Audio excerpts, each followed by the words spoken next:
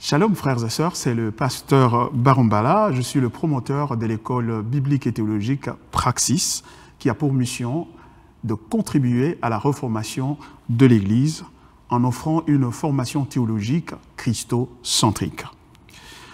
Bienvenue à notre série sur la reformation de l'Église intitulée « L'appel ultime à la reformation de l'Église ». Précédemment, nous avons répondu aux questions suivantes. C'est quoi la reformation? Y a-t-il besoin de la reformation de l'Église aujourd'hui? Retrouvez ces capsules sur notre page Facebook et YouTube à Gospel Influence Ministries. Aujourd'hui, nous allons aborder une troisième question. Pourquoi la réformation?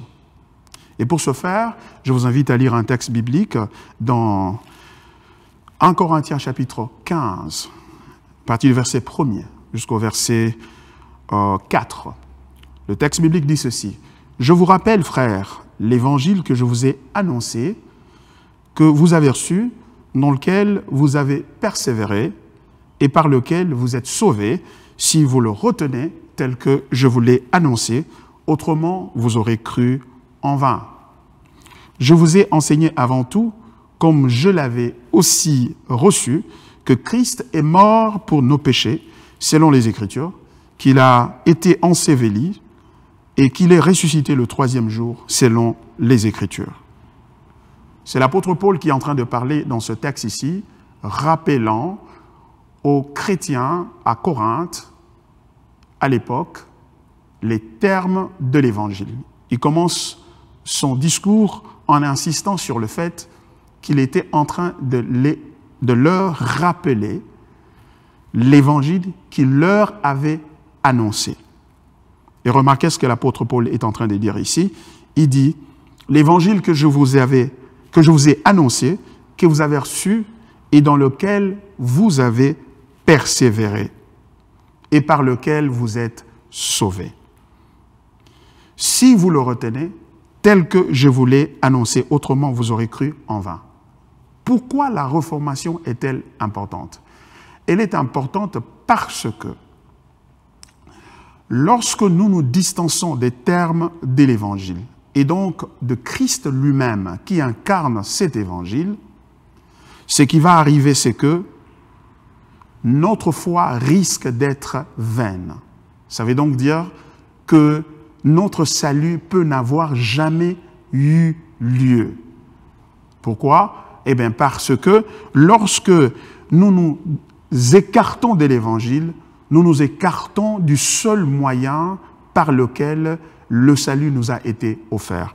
Et l'apôtre Paul définit les termes de ce salut. Il dit ceci. Il dit, « Je vous ai enseigné avant tout, comme je l'avais aussi reçu, que Christ est mort pour nos péchés selon les Écritures. » Voyez-vous, il parle de la mort de Jésus-Christ comme le premier fait de l'Évangile. Et ce Christ ne pouvait pas mourir s'il n'était pas d'abord né et s'il n'avait pas encore vécu sur la terre.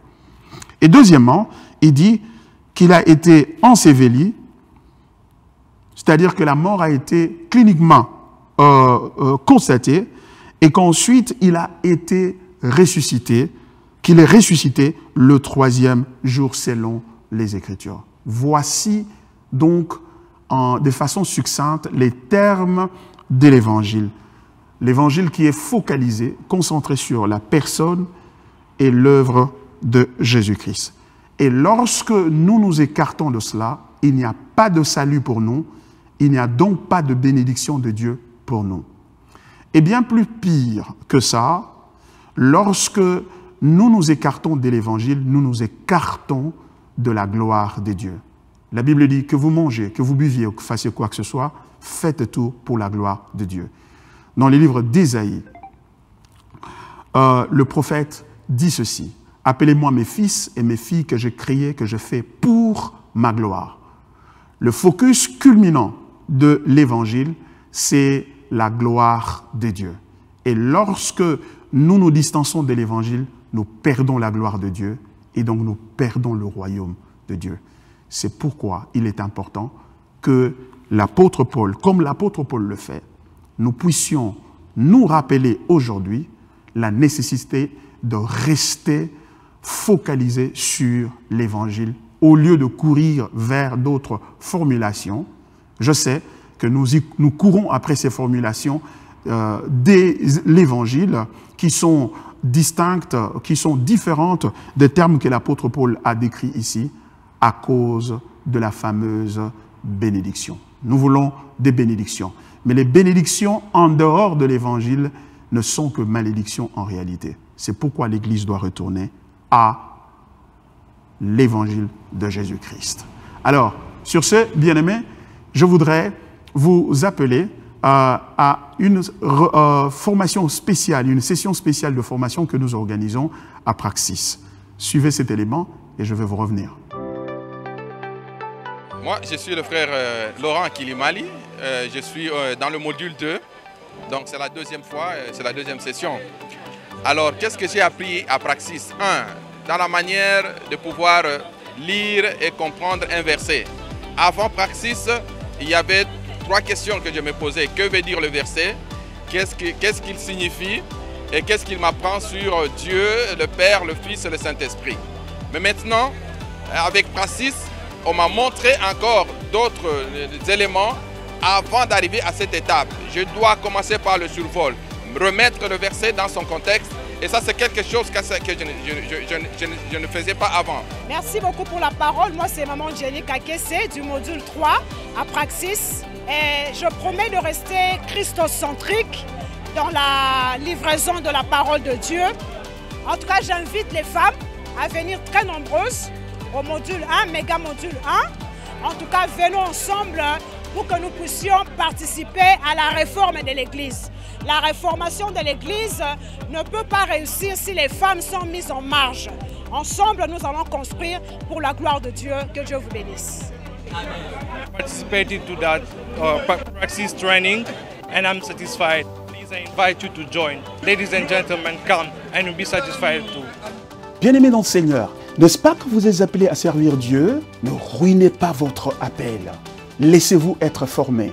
Votre efficacité et fidélité au Seigneur dans le ministère, c'est notre passion à Praxis. Vous pouvez apprendre en ligne ou en personne. Inscrivez-vous maintenant. Avez-vous de questions? N'hésitez pas de nous contacter au numéro de téléphone ou à l'adresse de nos bureaux à Kinshasa qui apparaît sur l'écran. Bienvenue à Praxis. J'espère que vous avez bien suivi ce communiqué dans cet élément et nous croyons que vous allez vous joindre à cette formation pour que, ensemble, nous puissions nous engager résolument dans la reformation de l'Église. Alors, n'oubliez pas de souscrire, de vous abonner à notre chaîne YouTube et aimer notre page Facebook pour garder contact avec nous et continuer à recevoir nos enseignements. Que Dieu vous bénisse. Bye bye.